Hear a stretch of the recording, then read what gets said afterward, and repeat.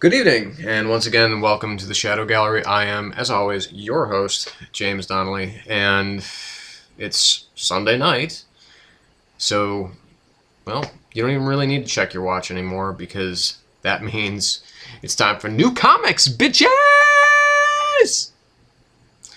So, this was a big week, so this one's going to be long, so stay tuned. Well, don't really stay tuned, just stand by because we've got a lot of stuff to get through, and I'll try and get through it somewhat quickly, but it's unlikely. Okay, so let's begin. There was some really excellent stuff this week, some really good stuff, and some, and then there was just some good stuff. Okay, so let's start with Red Lanterns number 4. I don't have any of these issues with me because they're all still back at the comic shop because I didn't have enough money to actually buy them this week because I was waiting for payday, and because my comic shop is cool, they let me read all of them and then put them back because they know I'm going to buy them. They know I'm good for it. Anyway. So Red Lanterns number 4. Okay, so we've got, the little confab back on Ismalt. Atrocitus has just obviously, freed Bleeze of her kind of, singular thought, rage, anger, hate, and now he's thinking that, well, maybe since she's so cunning and so duplicitous, well, maybe she's going to turn the rest of the Red Lanterns against him. So he kind of susses out some information via blood consumption of one of the other Red Lanterns that there's perhaps a plan to kill him. So Atrocitus, he really doesn't like that idea. So he puts the other 3 Red Lanterns into the Blood Ocean, hoping that the trauma will, again, like it did with Bleeze, make them remember who they were before they just became these, red rage creatures, and so that he can get basically individuals who are willing to follow him, but also question Bleeze's, perhaps her, kind of reach for power here, or play for power, if you will. And there was one thing that really caught my eye.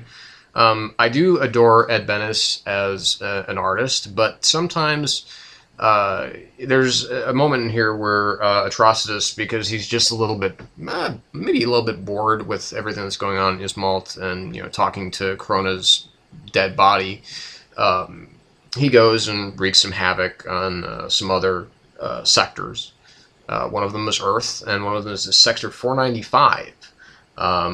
And this cult that blinds these young girls at puberty. But apparently, according to Ben's art, his illustration, puberty hits around age maybe between 18 and 21, because... Anyway, I'm not gonna get too much into that. But we've got this, this subplot on Earth about, the 2 young men and their grandfather dying. And that's still really confusing. I'm really interested to see how that's going to play out, but I don't really see a resolution coming to that anytime soon. It feels like it's really being milked for something, but I don't know what. That one of them will become a Red Lantern, that both of them will, I don't know. It's kind of a mystery to me, but, we have a bit of an uh-oh situation at the end here. This book is... I like it because it is giving the other, it's giving the Red Lanterns more personality. I was kind of... I enjoyed reading about the Red Lanterns in Green Lantern, and, so by that token, I enjoy reading about them here. But this issue is just a little bit. It's kind of it's a little bit subpar because the other three issues have actually been really good in my opinion. This one is a little. It's a little bit too. I don't know. It just felt rushed in my opinion. So I'd give that about 2.5 to 3 out of 5. So. Moving on, this week's kind of big comic was big new one anyway. Was Defenders #1. So this is the kind of Matt Fraction that I like. This is the kind of Matt Fraction that I dig, where it's like it's crazy but it's cool, and so we've got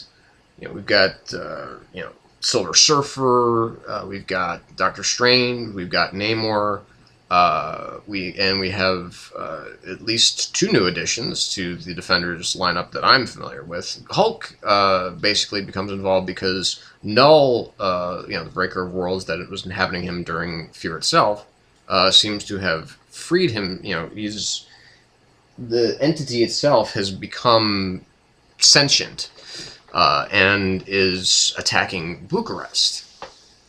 But I don't know if that's happening in the future or if it's happening in the present, because they don't seem to be too... I'm assuming that it's actually happening in the future. And it's nice that it's somewhere like Bucharest as opposed to, like, I don't know, Tokyo or New York again. Because New York's gone through enough shit.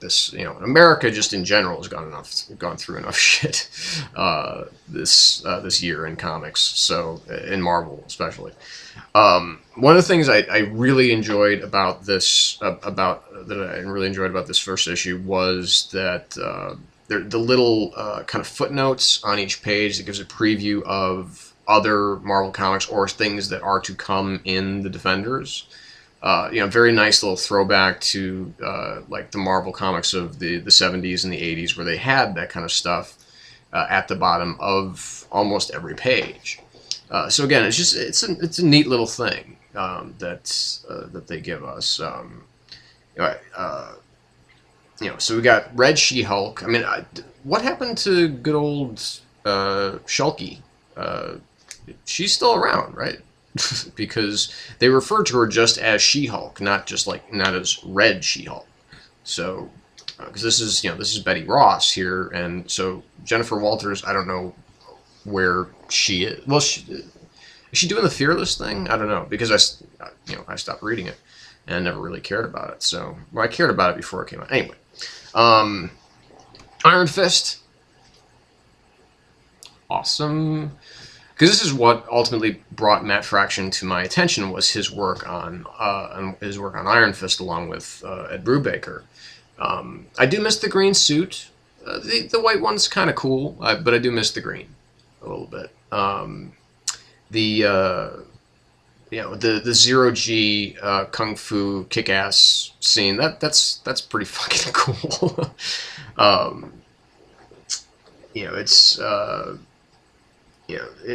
There's really strong character work. I mean, Doctor Strange, he's a pimp, man. He's I love his description of the woman, the young student that he beds, but just everybody kind of having their little they all have this familiarity with each other. When Namor says, you're the only person that I know that uses the word "tis," and when he's referring to Doctor Strange, again, really, really good character beats, really, really strong artwork by the Dotsons.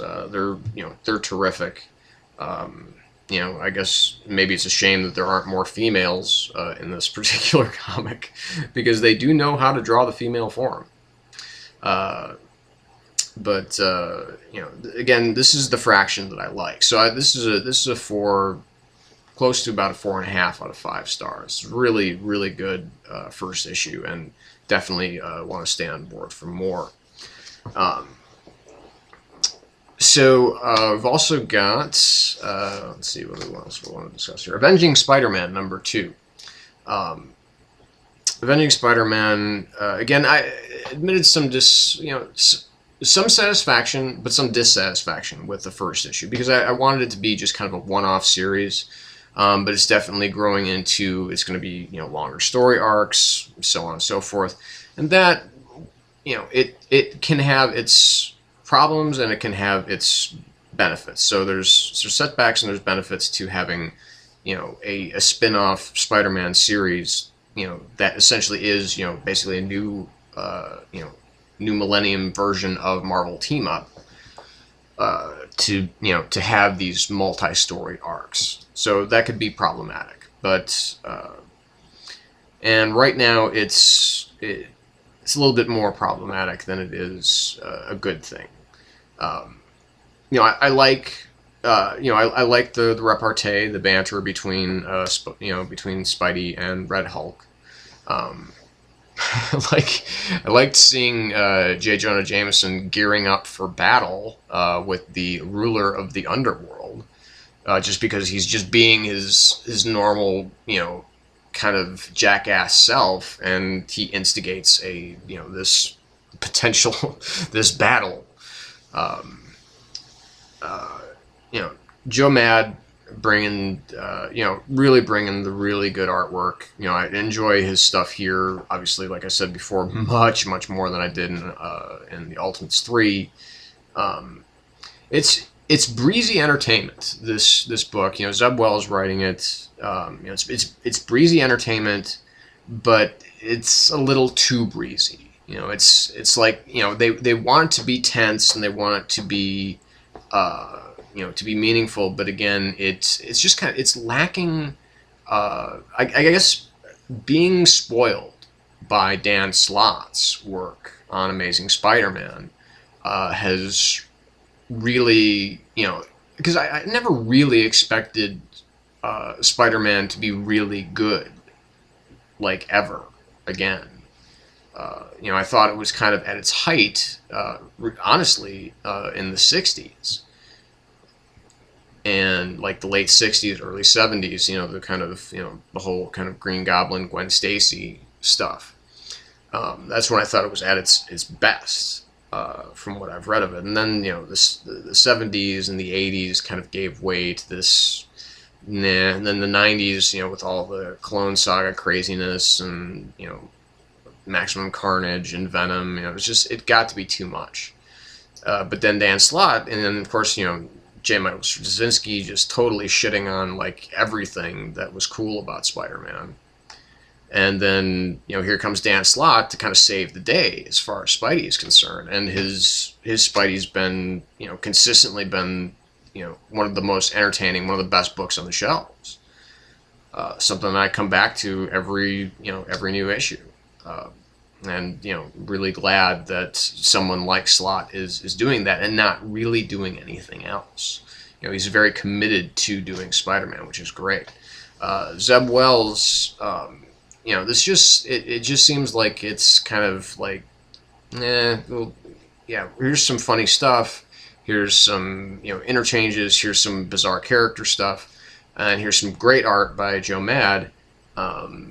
And not much else. There's not a lot of meat on the bones here. So I don't mind. I certainly don't mind breezy entertainment, but this is just, it's a 3 out of 5.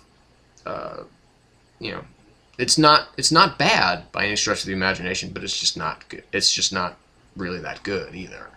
So this might be something I'm dropping. As long as this, as long as it kind of keeps going this way. If it turns around, might be cool. But anyway, so that's just part 1. We've got still a lot of ground to cover, so stay tuned. We'll be back with some more in just a few moments.